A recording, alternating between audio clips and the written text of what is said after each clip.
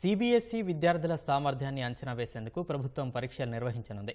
ఈ నెల 12 నుంచి 14 వరకు 17న ట్యాబ్లలో పరీక్షలు నిర్వహించనున్నారు. తెలుగు మినహా మిగిలిన 4 సబ్జెక్టుల్లో పరీక్షలు పెట్టనున్నారు. ఈ పరీక్షల ఆధారంగా విద్యార్థులకు సిబిఎస్ఈ పరీక్షలు నిర్వహించే అంశంపై నిర్ణయం తీసుకోనున్నారు.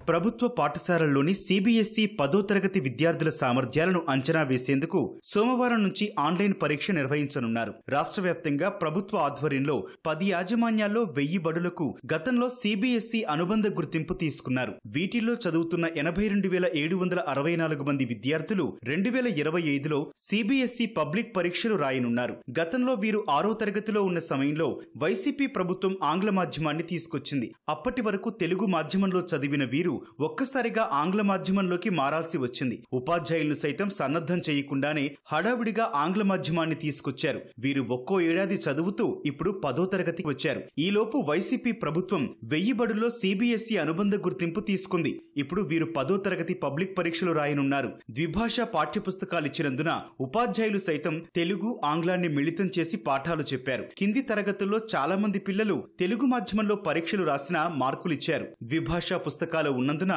ఎక్కువగా తెలుగులోనే బోధన, అభ్యసన, పరీక్షల నిర్వహణ సాగింది. ఇప్పుడు సిబిఎస్ఈ పరీక్షలు పూర్తిగా ఆంగ్ల మాధ్యమంలో రాయాల్సి ఉంటుంది. ఈ నేపథ్యంలో విద్యార్థుల సామర్థ్యాలు ఎలా ఉన్నాయి, వీరు సిబిఎస్ఈ పబ్లిక్ పరీక్షలను ఎదుర్కోగలరా అని అంచనా వేసేందుకు ఎన్డీఏ ప్రభుత్వం పరీక్షలు నిర్వహించనుంది.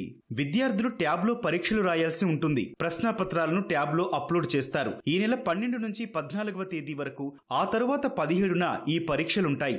ఆంగ్లం, గణితం, సామాన్య శాస్త్రం, సాంఘిక శాస్త్రం పరీక్షలు నిర్వహిస్తారు. సిబిఎస్ఈలో 5 సబ్జెక్టుల విధానం ఉన్నందున తెలుగును మినహాయించి మిగతా వాటిని నిర్వహిస్తున్నారు. ఒక్కో సబ్జెక్టుకు 50 బహుళైచ్ఛిక ప్రశ్నలు ఇస్తారు. ఒక్కో దానికి ఒక్కో మార్కు ఉంటుంది. ఇప్పటి వరకు జరిగిన సిలబస్ పై ఈ ప్రశ్నలుంటాయి. ఈ పరీక్షల ఆధారంగా విద్యార్థులను సిబిఎస్ఈ పరీక్షలకు అనుమతించడమా లేదంటే రాష్ట్ర బోర్డు పరీక్షలు నిర్వహించడమా అనే దానిపై పాఠశాల విద్యాశాఖ నిర్ణయం తీసుకుంటుంది.